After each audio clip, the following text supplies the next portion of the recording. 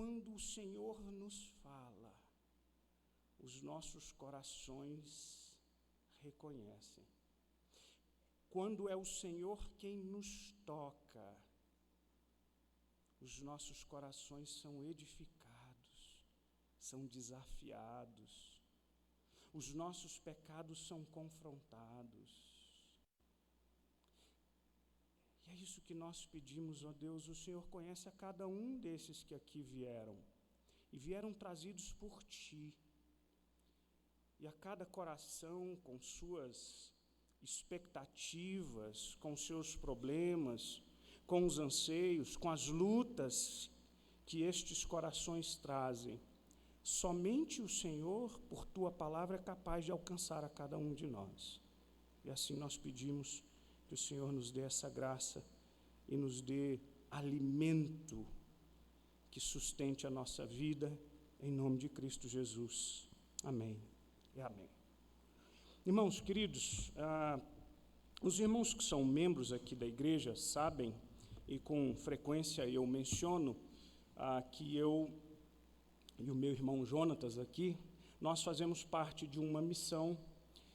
Essa missão tem esse nome em inglês, porque é uma missão nascida no Canadá e tem sua sede ali, Canadá e Estados Unidos, se chama Teach Beyond, que é o ensino além. Entre 2010 e 2013, quando eu e minha família nós moramos no Canadá para um tempo de estudos, eu recebi o convite de um irmão querido que era membro dessa missão para que eu me tornasse parte dessa missão.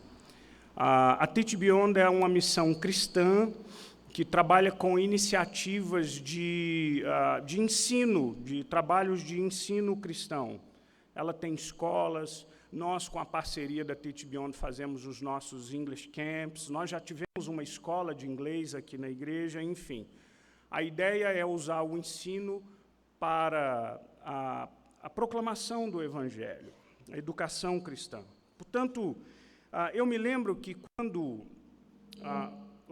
quando eu recebi a proposta de me reunir, de fazer parte dessa missão, aí eu me lembro que o irmão me explicou que era absolutamente possível. Eu disse a ele: eu sou pastor de uma igreja local. Como que eu, sendo pastor de uma igreja local, posso também cooperar com essa missão? Ele diz: é perfeitamente possível, porque na igreja local você vai trabalhar com as iniciativas dessa missão.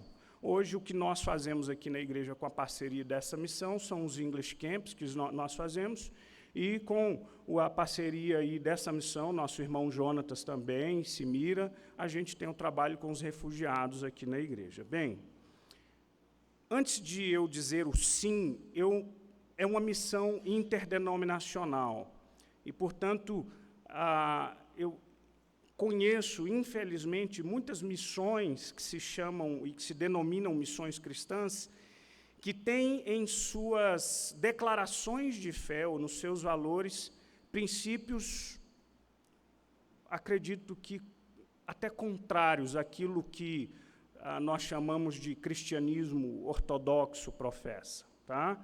Então, para mim, era importante eu entender o que aquela missão cria, porque, embora fosse uma missão interdenominacional, a minha ideia era, se a gente partilhar dos valores basilares da fé cristã, eu estou dentro. E aí, eu trouxe um resumo para você aqui daquilo que é a declaração de fé dessa missão.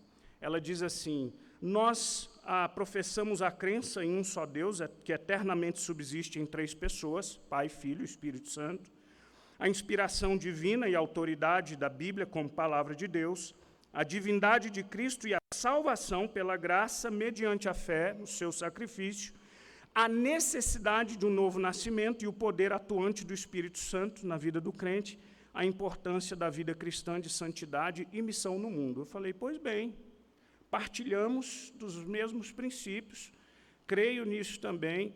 Então, a partir daquele momento, ali, entre 2010 e 2013, a gente passou a fazer parte dessa missão. 3 semanas atrás, eu fui para a sede da missão, em Gramado, e participar do encontro da sua liderança nacional e também recepção de novos membros. Gente, eu sou pastor presbiteriano há quase 25 anos. Dia 10 de dezembro vai fazer 25 anos que eu fui ordenado pastor presbiteriano, tá? Foi na igreja presbiteriana que eu conheci a Cristo, foi essa igreja que me discipulou, é nessa igreja que eu me sinto muito confortável, é essa teologia de culto, esse tipo de culto que eu me adequo muito bem. Eu gosto demais do governo dessa igreja, da forma de governo dessa igreja, portanto, eu louvo a Deus por essa denominação. Então, eu preciso confessar para você que, para mim, em alguns momentos, não é fácil participar de um culto onde a gente tem uma diversidade de pessoas, de muitas igrejas diferentes, e eu confesso para você que algumas posturas me trazem um certo incômodo. Em um dos cultos daquela noite, nós tivemos o privilégio de receber ali o Asaf Borba. O Asaf Borba foi tocar e conduzir o louvor. Para você que é da geração Z, você não conhece, mas para você que é jurássico como eu, o Asaf Borba foi o autor de metade dos corinhos que nós cantávamos aí, eu acho que entre década de 80 e 90. Tá? Músicas belíssimas. Eu sei que foi pago um alto preço, o meu louvor é fruto, e se você lembrar de algum, você me diz aí. Tem uma centena aí de cânticos belos. Teve um momento que ele foi cantar um cântico muito animado, parece cântico judaico. Nós somos o povo a quem Deus libertou, verdadeiramente somos livres, e eu aqui presbiterianamente cantando aqui, ó. Aí tem uma parte, o refrão, nai, nai, nai, nai, nai, nai, nai, nai. Aí, irmãos, vocês já viram um meme da internet que tem um pastor presbiteriano no culto pentecostal? Exatamente aquela era a minha sensação, assim. Eu falei, Deus, não é fácil para mim, não. Aí teve um abençoado, um irmão que achou de encaixar um assovio no meio. Aí a minha alma presbiteriana...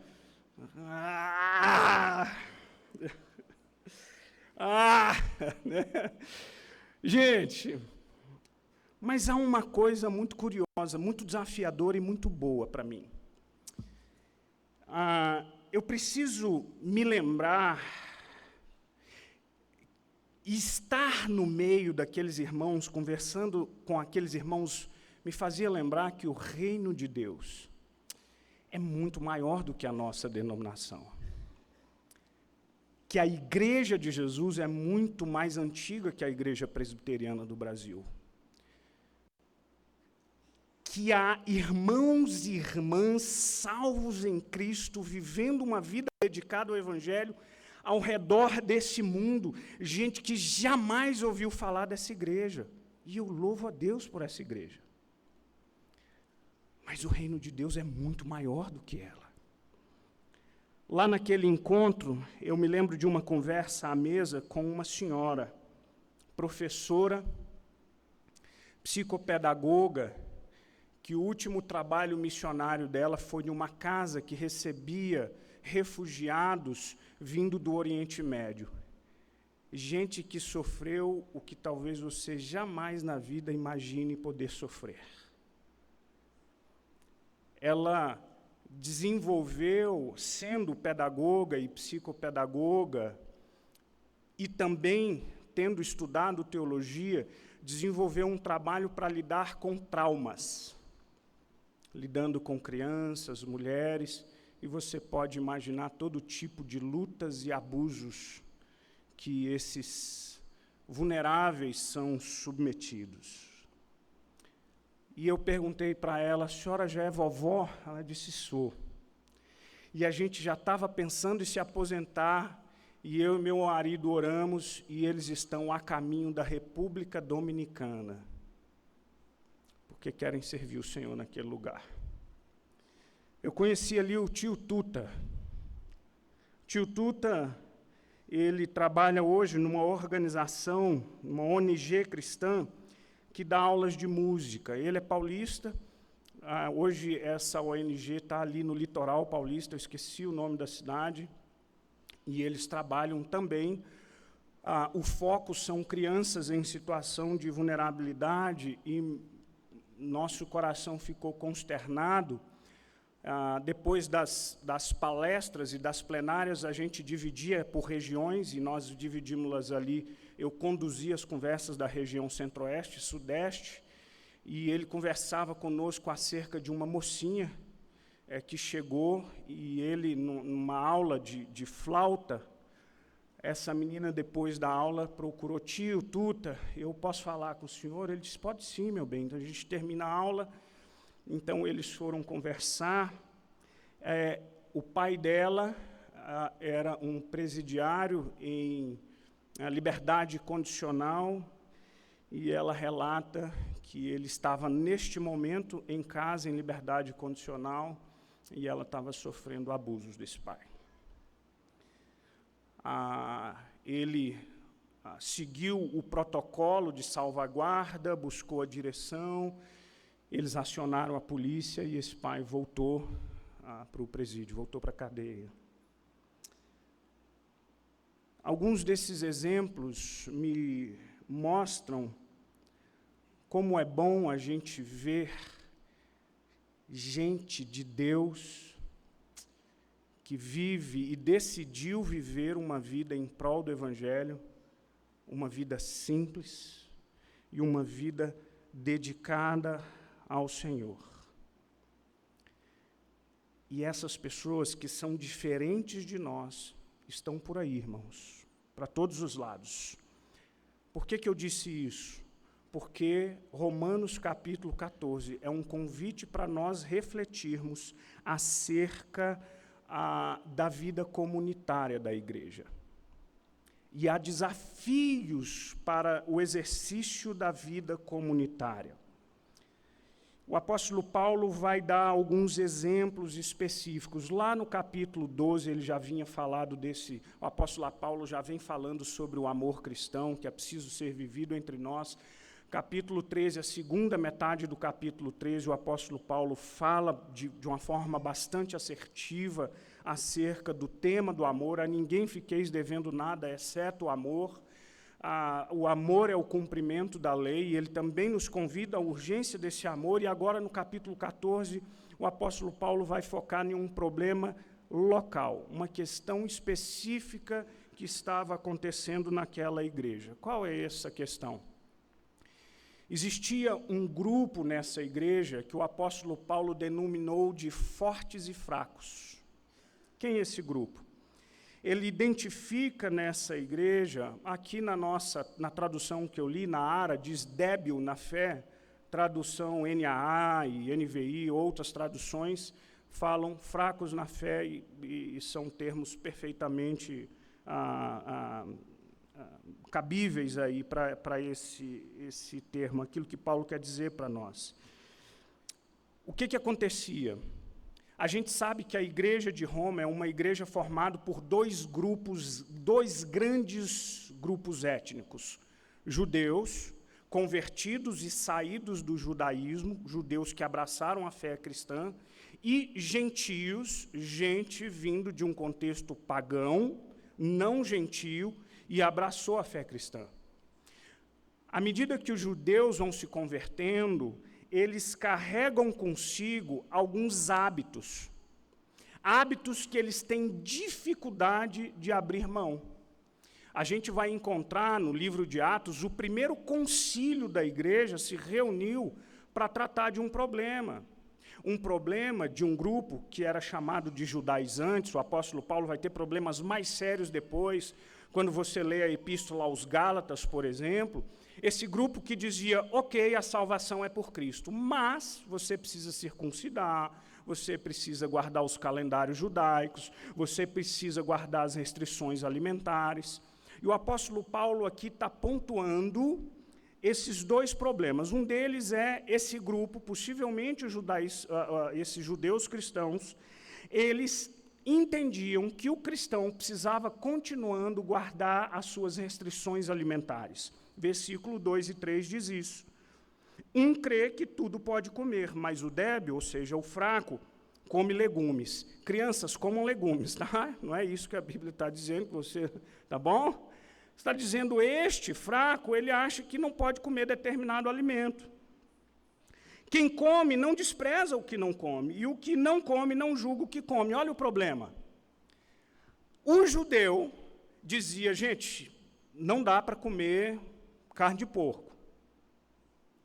E porque ele pensava assim, e o gentio comia carne de porco, ele dizia, ele desprezava, ele julgava. E aquele que dizia, não tem nada a ver, a gente pode comer uma carne de porco, ele julgava, ele avaliava aquela postura do outro. Um outro problema que o apóstolo Paulo diz é que, além das questões das restrições alimentares, eles mantinham ou tentavam guardar determinados dias como dias sagrados. E aqui a gente não está falando do domingo, dia do Senhor, que era ponto pacífico para a igreja cristã. Aqui nós estamos falando de determinados dias especiais, festas do calendário judaico. Versículo 5 diz, um faz diferença entre dia e dia, e o outro julga iguais todos os dias. Paulo considera, irmãos, a atitude desses irmãos uma certa fragilidade na fé. Por quê? Porque esses irmãos entendiam que, para além... Deixa eu elaborar. Esses irmãos entendiam que não era somente a fé em Jesus, talvez alguma coisa a mais. Então, para a gente ficar tranquilo, você sabe que, na minha conversão, eu me lembro que, como cristão, neófito, novo na fé, eu vi na casa de um ou outro cristão uma certa, por exemplo, precaução para não comer galinha ao molho pardo. Como é que é aquela, isso, e aquela eu não gosto, como é que é aquele sangue coagulado, como é que chama aquele trem lá? Chouriço! Minha mãe dizia isso. Que é isso, mas chouriço, para comer no seu serviço. Morria de raiva desse negócio. Isso, chouriço. Mas alegando um fundamento bíblico para isso, tá? Deixa eu esclarecer algo que a gente sempre fala na igreja. Paulo considera essas atitudes fragilidade na fé. Irmão, você não precisa disso, a gente está liberto dessas coisas. É preciso que você se lembre que no Antigo Testamento a gente tem 3 tipos de lei, basicamente. A gente tem as leis culticas, que são as leis que regulavam ou que direcionavam os princípios relacionados ao culto, a oferta, o sacrifício de animais, o trabalho do levita e do sacerdote. Irmãos, todas as leis culticas, elas e os rituais relacionados ao culto do Antigo Testamento, eles cessam em Cristo Jesus. Jesus é o cumprimento da lei. O sangue de Cristo é o sangue perfeito derramado. Agora, nós não precisamos mais sacrificar animais, porque o sacrifício de Cristo foi definitivo, de uma vez por todas. Mas no Antigo Testamento você vai encontrar, por exemplo, leis civis. As leis civis regiam mais os aspectos relacionados a Israel enquanto Estado. Essas leis também ficaram para trás. Você vai encontrar no Pentateuco, por exemplo, diretrizes para você colocar um eirado na casa. Essas leis estão restritas lá naquele tempo. Elas não servem mais para nós. Agora, tem um outro tipo de lei que são as leis morais. Essas leis, elas são válidas para nós, porque elas transcendem um tempo. Elas são prescrições para nós. Quer um exemplo disso? Os 10 mandamentos. Os 10 mandamentos são leis morais e leis as quais nós devemos seguir também. Então, havia essa certa dificuldade desse grupo de lidar com essas questões e de superar alguns usos e costumes. Em Marcos capítulo 7, você precisa se lembrar desse capítulo, que esse capítulo é o que vai ajudar você a comer torresmo em paz, tá? No capítulo 7, Jesus está dizendo para esse pessoal o seguinte, gente, vocês, versículo 18 do capítulo 7, vocês não compreendem que tudo que está fora do homem não pode contaminar, porque o que lhe entra no coração, porque não lhe entra no coração, mas no ventre, e sai. E assim, olha só, versículo 19, e assim considerou ele puro todos os alimentos. Maravilha? Lombo defumado, glória a Deus. Torresmo, Deus é bom. Né? Gente, eu falo tanto de torresmo, você sabe que de vez em quando eu ganho torresmo de presente? Outro dia chegou um pacote de torresmo aqui para mim, não estou brincando. Sabe o que eu disse? Glória a Deus. Porque tem Marcos 7,19. Tá? Jesus dizia, vocês precisam entender que o que macula o homem sai dentro do coração, o que contamina o homem, os seus maus desígnios, os adultérios, as coisas ruins, sai de dentro do coração. Então, a gente superou essa questão, mas só que agora a gente estava numa igreja, lá em Romanos, que alguns irmãos ainda tinham problema com isso. E esse é o contexto que Paulo vai nos ensinar, a lidar com a diferença entre os irmãos. Por isso, o meu tema hoje é os fortes e os fracos, os desafios do convívio comunitário. Eu quero abordar esse texto respondendo duas questões. A primeira é, o que fazer? E a segunda é, por que fazer? Tá bom? Então, a gente vai olhar o que a Bíblia nos orienta, o que fazer para possibilitar esse convívio. A segunda é, por que fazer isso que nós somos orientados, ok? Então, para a gente começar, vamos olhar aqui o que fazer. E a primeira coisa que eu e você somos chamados a fazer é acolher. Dá uma olhada aí comigo, aí, versículo 1. Acolham quem é fraco na fé, não, porém, para discutir opiniões. Irmãos, fala a verdade, olha aqui para mim. Seja muito sincero aí no seu coração. A nossa tendência natural é nós buscarmos a proximidade com quem é mais parecido conosco. Nós, naturalmente, nos aproximamos mais de quem nós temos afinidades. Escuta bem, a priori, não tem nada de ruim com isso. Mas é preciso que eu e você tomemos um cuidado. Por quê? Porque se, por um lado, o nosso coração se inclina para aquele com quem nós nos afinamos, por outro, o nosso coração facilmente se distancia de quem não se parece com a gente. Para aqueles para quem os nossos corações se inclinam, a gente é mais compassivo, mais tolerante, mais compreensivo. Da mesma forma, o contrário se repete. Para com os que não contam muito com a minha simpatia, menos tolerância, menos paciência, menos compaixão. Mas a igreja, irmãos, é uma comunidade diversa, de gente diversa. E Deus nos chamou e nos reuniu como uma só família da fé. O que eu preciso fazer? A Bíblia diz, acolha. A palavrinha acolha, no grego, é proslambano. E é muito legal a gente olhar para essa palavra no original, porque ela é traduzida como acolhimento ou recepção, mas ela é sempre usada em um contexto de recepção social ou de uma boa-vinda em um contexto de hospitalidade. Deixa eu ler aqui o que John Stott fala no comentário bíblico dele sobre Romanos, sobre esse texto aqui. Ele diz assim, essa palavra significa dar as boas-vindas para quem adentra a comunidade, as boas-vindas que abrem o coração. Proslambano, traduzida como acolher, pressupõe amor caloroso, gentil, genuíno. Você quer ver o uso dessa palavra em outros versículos que ajudam a gente a compreender a profundidade do que Paulo está dizendo? Filemão 1,7, quando Paulo escreve a Filemão por causa daquele escravo Onésimo, ele diz assim, recebe-o, acolha-o, como se fosse a mim mesmo.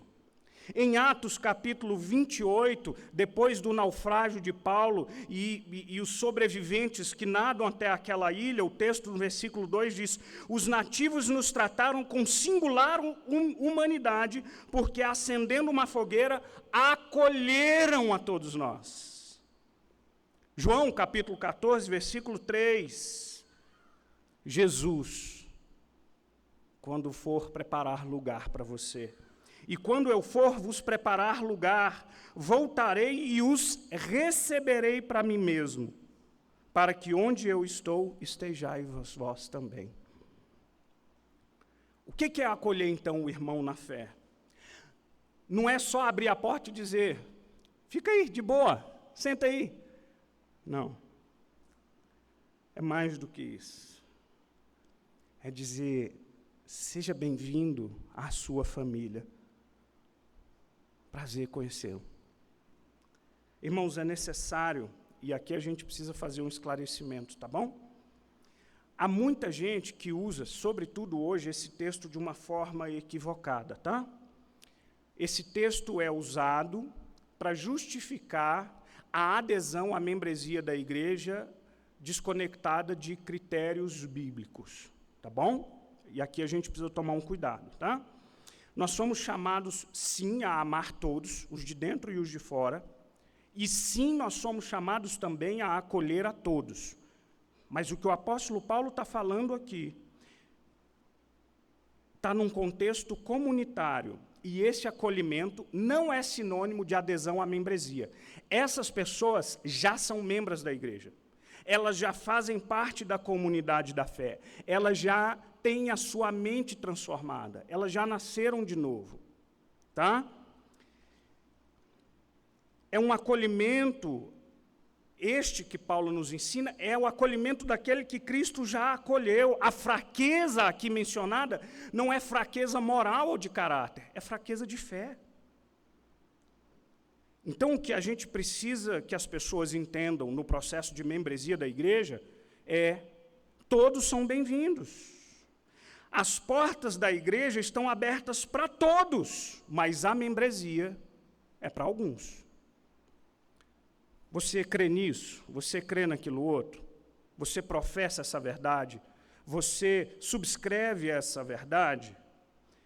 Ou seja, para a adesão à membresia, existem condições necessárias. Há uma frase do Hernandes Dias Lopes, ele diz a esse respeito: a igreja de Cristo é aberta para todos, mas não é aberta para tudo. A igreja acolhe todas as pessoas, mas não concorda com tudo, porque ela não é regida pelas decisões da sociedade, mas pelas decisões e nem pelas decisões que as cortes tomam. Ela é regida pela Escritura Sagrada, pela Palavra de Deus. Ok? Percebe essa diferença. Portanto, entenda o que o apóstolo Paulo está falando sobre o acolhimento dentro dessa comunidade da fé. Acolha. Segunda coisa, também precisa ser muito bem explicada. O apóstolo Paulo diz, não julgue. Mas a gente precisa entender isso aqui bem, tá bom? Vamos lá para o versículo 3 e 4. Versículo 3 e 4. Quem come, não despreza o que não come. E o que não come, não julgue o que come, porque Deus o acolheu. Quem és tu que julgas o servo alheio? Irmãos, essa recomendação precisa ser muito bem compreendida, e a gente precisa se perguntar o que Paulo queria dizer quando ele diz para nós não julgarmos. Paulo também está ecoando aqui o ensino de Jesus, lá no Sermão do Monte, Mateus capítulo 7. Não julgueis para que não sejais julgados. Eu quero te explicar, primeiro dizendo o que Paulo não está dizendo, tá bom? Porque esse versículo também é muito mal compreendido. As pessoas sacam esse versículo para dizer, você não pode dizer nada mal ou nada contrário ao meu comportamento, às minhas ações. Não é isso. Vamos lá, hein? Olha o que Paulo não está dizendo. Paulo não está dizendo que a gente deve suspender todo o senso de valor. O exercício do juízo, gente, é discernimento. Ora, não faria nenhum sentido Jesus dizer, Não julgueis para que não sejais julgados, se ele quisesse dizer, não precisa exercer discernimento, no mesmo capítulo que Jesus diz isso, é o capítulo que ele diz assim, acautelai-vos dos falsos mestres. Cuidado, tenha discernimento, julgue. É nesse sentido. Há falsos profetas em nosso meio. O que Jesus nos ensina é um juízo criterioso, baseado na avaliação do fruto. Árvore boa dá bom fruto é sinal de árvore boa, árvore má dá mau fruto, fruto ruim e estragado é sinal de que a árvore é ruim também. Ora, o próprio Paulo faz esse juízo. Gente, é Paulo quem categoriza os irmãos como fracos. Ele não está fazendo um juízo de valor? Eu amo vocês, mas isso é debilidade da fé de vocês. É um juízo de valor, é um discernimento. Tá? Ele o faz baseado em critérios bíblicos. João, outro texto importante para você, quando alguém citar esse versículo de forma errada. João 7:24, leia, escute. Não julguem apenas pela aparência, mas façam julgamentos justos. É isso. O que então Jesus e Paulo proíbem? É o juízo que a gente chama de temerário, leviano, sem critério, preconceituoso, injusto, injustificável, tendencioso, sem misericórdia. Sabe quando aquela pessoa que você nunca viu e ela aparece lá naquele almoço de família, ou ela vem para a igreja, você já dá aquela olhada assim? E você já tira ali suas conclusões? A gente tem que tomar cuidado, porque a gente é extremamente movido a estereótipos. No dia do culto do aniversário da SAF, eu estava comentando que nos meus primeiros anos de ministério, pensa em mim 10 quilos a menos do que eu tenho. Só o pó e a titela, gente. Era um negócio assim, magrinho que só. E aí, eu me lembro que naquela igreja, aquela congregação que eu trabalhava, tinha um filho de um pastor, e o filho do pastor, um dia ele disse, pastor, meu pai está aqui, está em Brasília. Ele falou, eu vou lá visitar ele. Aí liguei para ele, reverendo, seu filho está congregando com a gente, eu queria conhecê-lo e tal. E a minha voz, por telefone, dá uma ideia, talvez não condizente com o tamanho do rapaz que eu era, com 23 anos de idade. E aí eu me lembro, nunca me esqueço disso, ele era um homem grandão, sabe? Robusto. Se é que você me entende que eu estou te chamando de robusto, sabe? Sentadão numa cadeira de praia, e sem brincadeira, com uma tigela de balachita no colo. Quando eu cheguei, ele estava sentado, ele me olhou de baixo a cima e falou desse jeito. Pela voz eu achei que o homem era maior. Eu fiquei sem saber o que eu pensava. Falei, isso foi um elogio? Isso foi uma crítica? Isso foi tão somente uma surpresa? Qual é o meu ponto aqui? É estereótipo. Esse é o julgamento que a gente faz. Nós somos rápidos em fazer avaliações acerca dos outros. E, a partir das nossas avaliações, sem critério, a gente é rápido em categorizar. E, em categorizando, a gente elege aqueles que a gente vai ser mais compassivo e os que vão receber menos do nosso interesse. A gente olha assim e diz, esse aí nem deve ser muito crente, não. Não come picanha. Se bem que não comer picanha, a gente precisa conversar, irmão, tem algum problema aí. Essa pessoa, você já viu alguém olhar assim e dizer assim, eu cansei de ouvir que a minha esposa tem cara de rica. Nossa, que rica! Aí quando ela vai lá para o trabalho, faz um café, você faz café! Rica. Cuidado. Cuidado. Irmãos, em 25 anos de vida pastoral, Deus tem me surpreendido de uma forma positiva. E eu já disse para você, sem que tem coleguinhas que são mais difíceis que outros coleguinhas. Mas quando a gente abre um pouco o coração e está disposto a ouvir o outro, a gente está disposto a transcender aquela imagem inicial, a gente começa a descobrir uma vida que vai além dos defeitos daquela pessoa. A gente começa a descobrir virtudes que você não sabia que existiam. A gente começa a perceber que o outro não é somente a soma dos seus próprios defeitos. E talvez haja no outro muito do que eu desaprovo.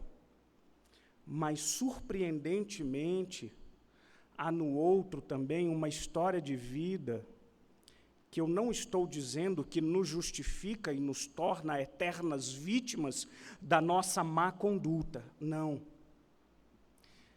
Mas o que eu estou dizendo é que quando você começa a conhecer a vida do outro, as suas dores, os seus pesares, as suas lágrimas, você começa a oferecer uma misericórdia maior. Você começa a exercer uma compaixão maior. Você se permite se aproximar mais. Irmãos, há muitas coisas que nos diferenciam uns dos outros que não são coisas fundamentais ou essenciais da nossa fé. E eu também reitero a você, nós não aqui estamos sendo chamados a prescindir ou a concordar com o pecado, a abrir mão dos nossos valores, nada disso. Mas eu queria convidar você a dar um pouco de benefício da dúvida para o outro irmão, porque às vezes aquilo que ele faz e que você acha que é fraqueza de fé, ele o faz na mais pura sinceridade ao Senhor. Paulo diz no versículo 6, quem pensa que certos dias são mais importantes, faz isso para o Senhor. Quem come de tudo, faz isso para o Senhor. E dá graças a Deus por isso. Quem não come, dá graças a Deus por isso. É disso que eu estou falando. Esse é o não julgar que o apóstolo Paulo nos ensina. Terceiro, vamos lá, vamos caminhar. Não despreze. Quem come, não despreze o que não come. Sabe o que é interessante? É que as atitudes que prejudicam o convívio comunitário, ele vem de todos os lados. É uma via de mão dupla.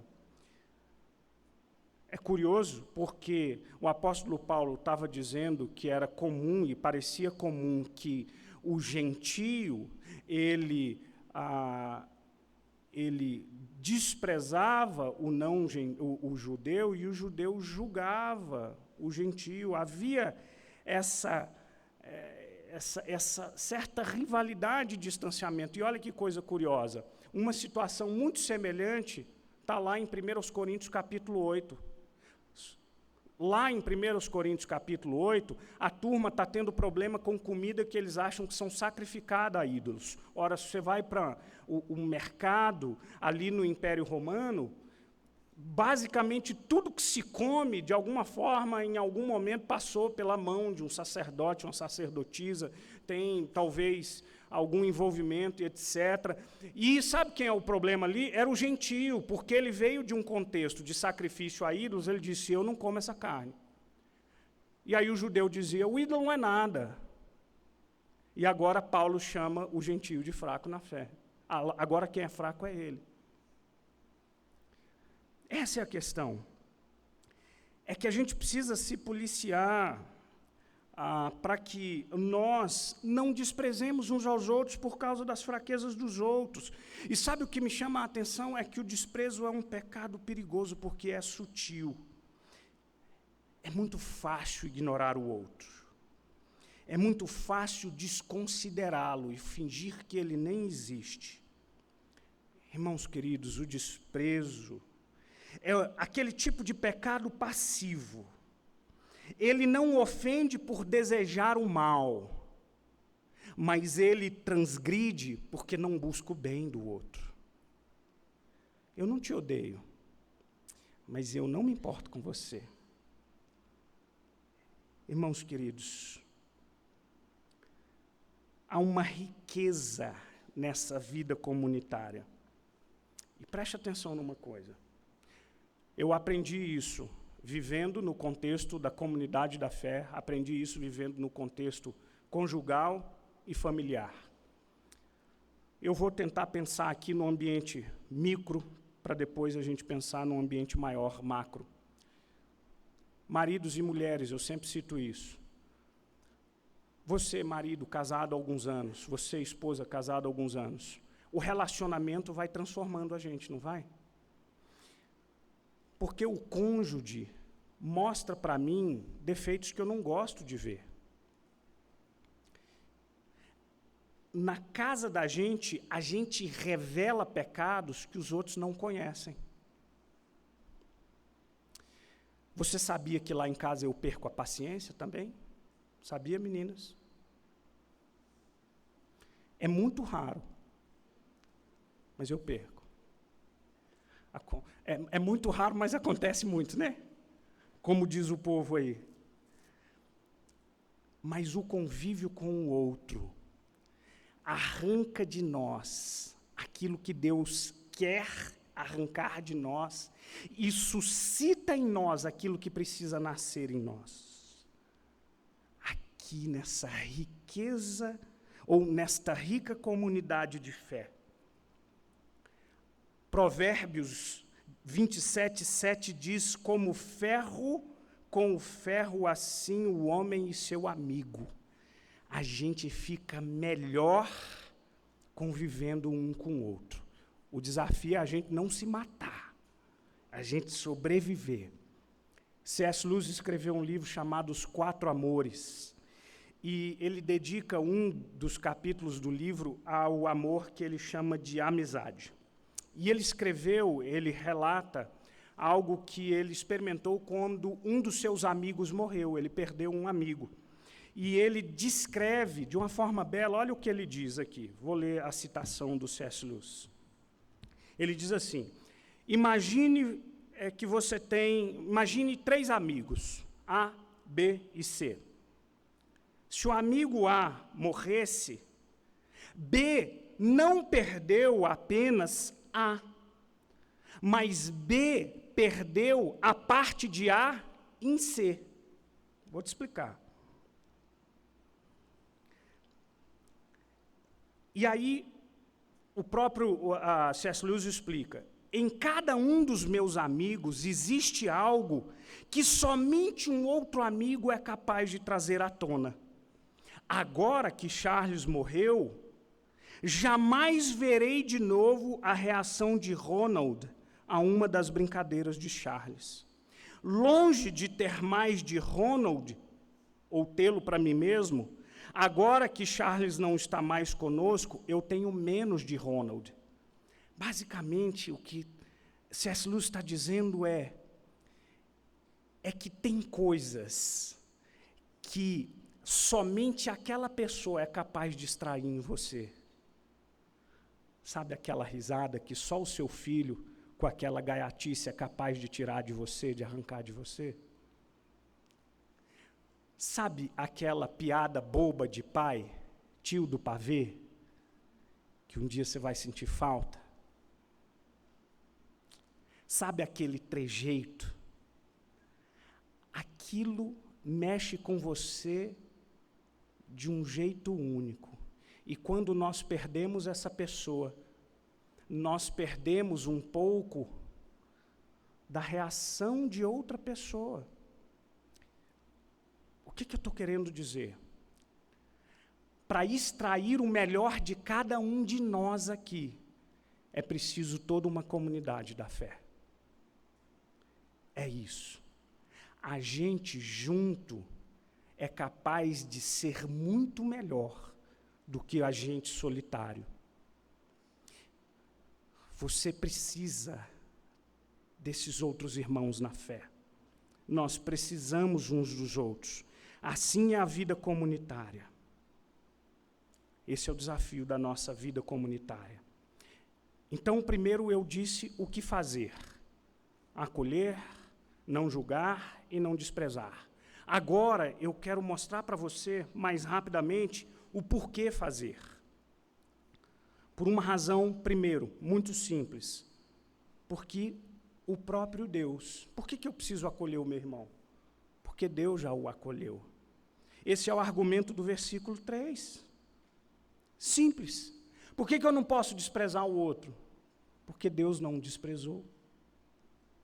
Você vai desprezar aquele que Deus acolheu? De novo, John Stott diz assim: como ousamos desprezar a quem Deus acolheu? De fato, a melhor forma de determinar qual deve ser a nossa atitude para com o outro é observar a atitude de Deus para com o outro. É bom tratarmos os outros como nós gostaríamos de ser tratados, mas é ainda melhor tratar os outros como Deus os trata. Você pode ignorar o outro? Desprezá-lo? Não, você não pode, porque ele é teu irmão. Lembra de Caim e Abel? Caim, onde é que está o seu irmão? Eu não sou tutor do meu irmão. Como quem diz, não me importa, não tenho nada a ver com ele. Não tenho responsabilidade sobre ele. Sim, você tem. Sim, você tem. Segundo, por que eu não devo julgar o irmão? E vocês já entenderam que nós falamos sobre julgar. Qual é o tipo de julgamento que nos é proibido, que nos é vetado, tá? Você não pode julgar o irmão, porque, no final das contas, é Deus quem nos julgará a todos nós em seu tribunal. Olha o versículo 10. Tu, porém, porque julgas o teu irmão? E tu, por que desprezas o teu? Porque todos compareceremos perante o tribunal de Deus.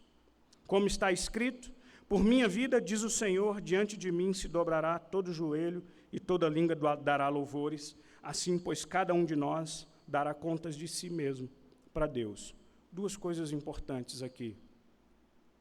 Vocês lembram quando Jesus falou do joio e do trigo? Eles são muito parecidos.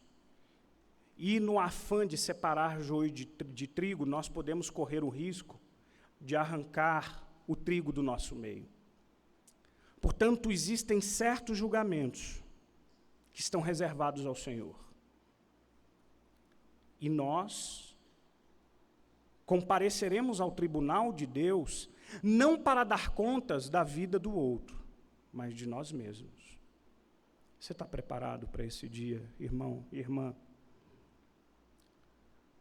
Você está preparado para estar junto ao trono de Deus Pai? Para dar contas da sua vida? Portanto, preocupe-se muito mais com a trave do teu olho do que com o cisco no olho do teu irmão. Repito, entenda o que é um juízo leviano. Nós estamos aqui também para exortar uns aos outros e não sermos coniventes com o pecado. Mas o que eu estou dizendo é que, às vezes, a gente se perde tanto na avaliação e no juízo do outro, que a gente esquece de tomar conta da nossa própria vida. E a gente se afunda no nosso pecado, porque a gente é muito bom para enxergar o erro do outro, mas a gente é míope e insensível demais para perceber os nossos próprios erros. Sabe o que mais? O tribunal de Deus estará diante de você, você diante desse tribunal. É por essa razão que você precisa tomar muito cuidado com o julgamento que você faz dos outros. Jesus disse, com a medida que você medir, medirão você também. Terceiro, sabe por que você precisa acolher e não julgar? Porque a sua vida, deixa eu te contar uma coisa muito boa, para você não se esquecer jamais. A sua vida não é sua. É verdade. A sua vida não pertence a você. A sua vida não está debaixo do seu controle. A sua vida pertence ao Senhor. Versículo 7, olha comigo.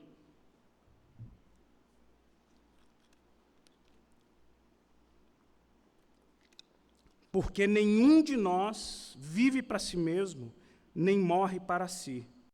Porque se vivemos, para o Senhor vivemos. Se morremos, para o Senhor morremos.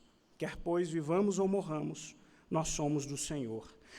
Versículo 9, foi precisamente para esse fim que Cristo morreu e ressurgiu, para ser Senhor tanto de mortos como de vivos.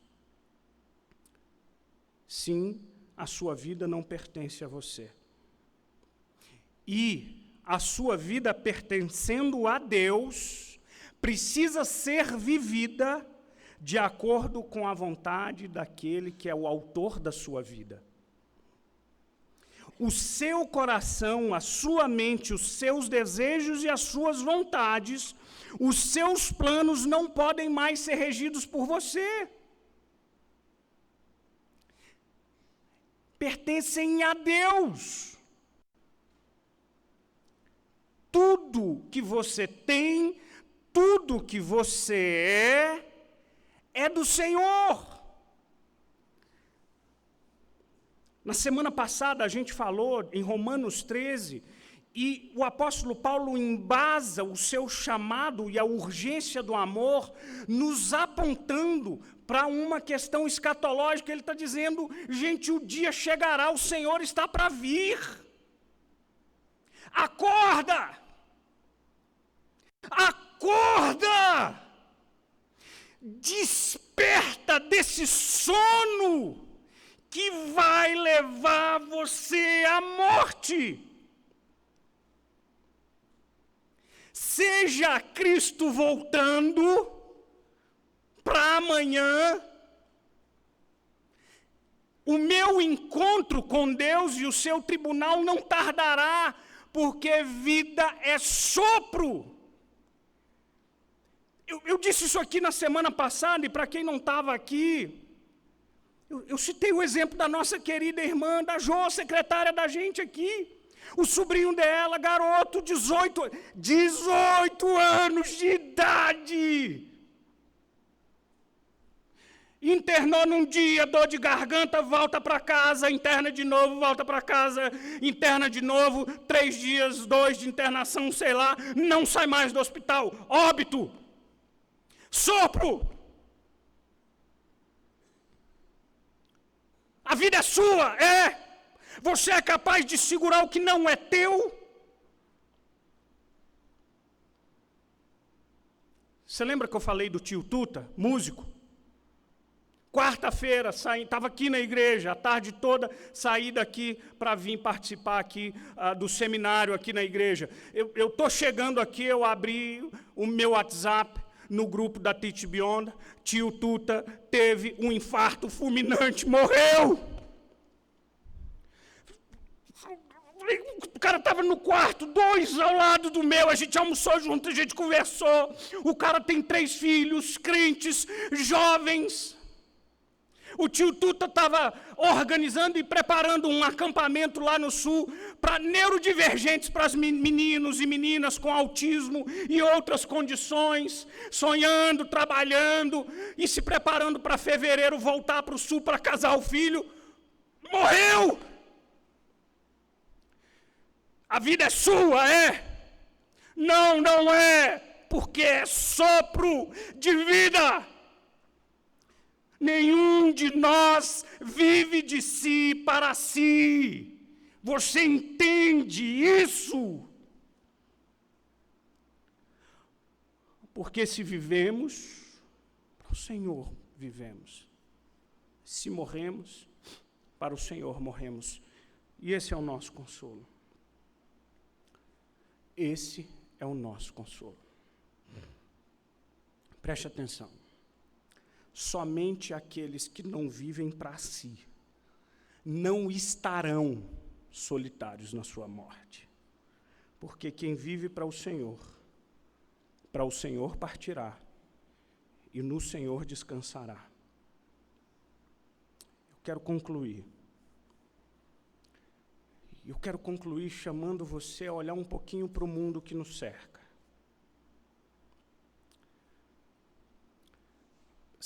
E sem nenhum alarmismo aqui para você. apenas um chamado a não fechar os olhos para a realidade que nos cerca. Gente, esse mundo está ruindo. Incertezas, tensões, medo, polarizações, ideologias contrárias à nossa fé, que, paradoxalmente, em um tempo de tolerância e liberdade, há muita pouca tolerância para com quem professa a nossa fé.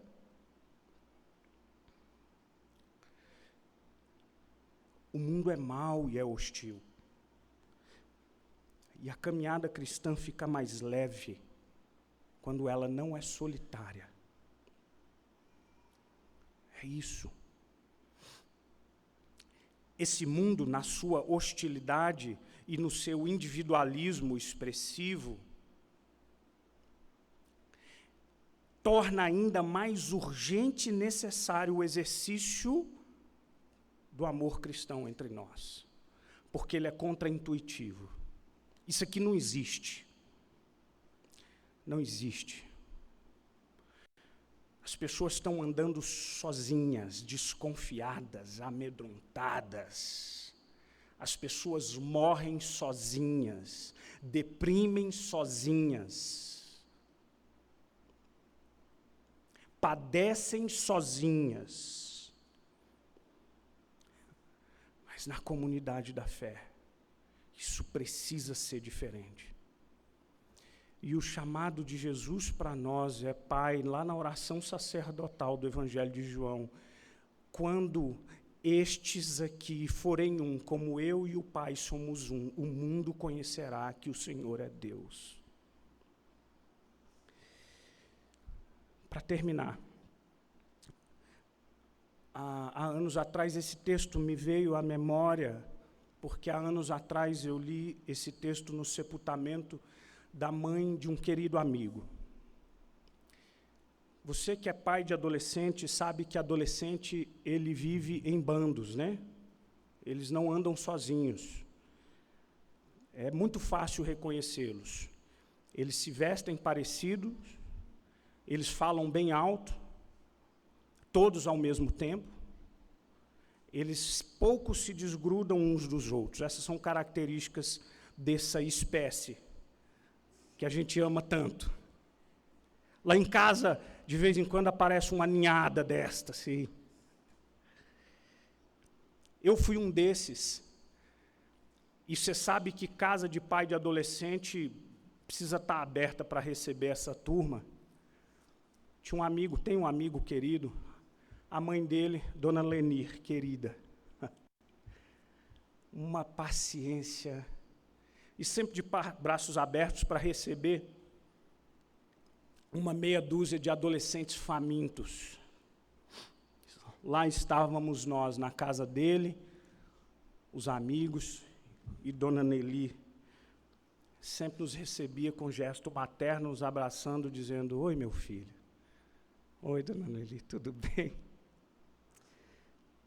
Já velhinha, já idosa, alguns anos atrás, esse amigo me aciona e diz: cara, minha mãe está morrendo.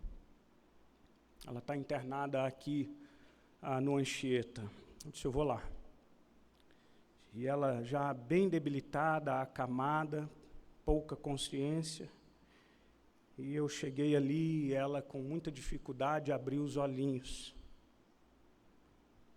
Não me negou o sorriso, olhou para mim e disse: oi, meu filho.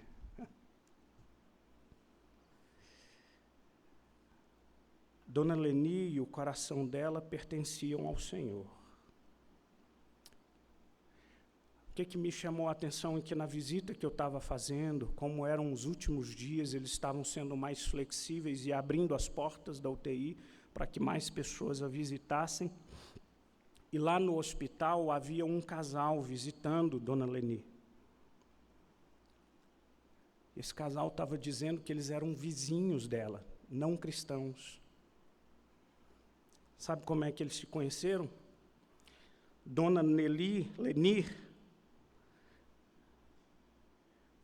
com seu coração materno, não conseguia segurar, 3 a 4 vezes por semana, fazia um bolinho de fim da tarde e ia bater na porta Tudo bem, gente? Se vocês estão bem, eu vim trazer um bolinho para vocês. Não teve jeito. Eles foram bombardeados com o amor materno de Dona Nelly, se renderam, entraram para o rol dos filhos daquela mulher. Esse mundo mau, os laços fraternos e os vínculos de fé são testemunho desse amor cristão. Foi precisamente para esse fim que Cristo morreu e ressurgiu, para ser Senhor de mortos e de vivos. Dona Nelly possivelmente está se encontrando com o tio Tuta e com tantos outros que viveram não para si, e porque não viveram para si, partiram para o Senhor. Porque quando a gente vive para o Senhor, a gente morre no Senhor. Igreja, povo de Deus, é urgente a gente botar em prática essa palavra. Porque essa vida é sopro, e logo estaremos com Ele. Eu encerro aqui a minha palavra e queria pedir para o Walter Júnior, vai cantar um hino que muito representa o meu anseio para a Igreja de Jesus. Existem muitos hinos e músicas belas do nosso cancioneiro. Algumas delas eu acredito que serão cantadas no céu. Acho que vão. O Logos, quando canta Autor da Minha Fé, aquela música vai estar no céu, né? Eu acho que essa música aqui que o Walter vai cantar é uma música que fala dessa aspiração, e eu acho que a gente vai cantar juntinho lá com os nossos irmãos. Seja Deus. Pastor Rafael, vem aqui. Vamos ficar em pé, nós vamos orar e vamos encerrar o nosso culto com a oração do pastor Rafael e logo em seguida a impetração da bênção. E eu quero pedir para você, logo após a oração e a bênção, você poder se assentar. A gente tem alguns avisos, tá bom? Para dar para a igreja. Boa noite, meus irmãos. Vamos orar? Grandioso Deus, nós somos gratos, ó Pai, por termos estado juntos hoje, dia do Senhor, de adorarmos ao Senhor, de aprendermos e sermos alimentados por Tua Palavra. Deus, ajuda-nos a vivermos em comunidade, Deus, dos nossos desafios, dos nossos conflitos, mas que vivamos para o Senhor, glorifiquemos ao Senhor a cada instante. Dê-nos uma semana, ó Pai, onde tenhamos a oportunidade sempre de proclamar as boas novas de salvação onde o Senhor nos colocar. Leva-nos em paz para os nossos lares, guarda-nos assim, nós oramos em nome de Jesus. Amém e amém. Que a graça do nosso Senhor e Salvador Jesus Cristo, o amor de Deus, o nosso maravilhoso Pai, as comunhão doce do Espírito Santo esteja sobre cada um de nós, hoje e para todos sempre. Amém. Amém.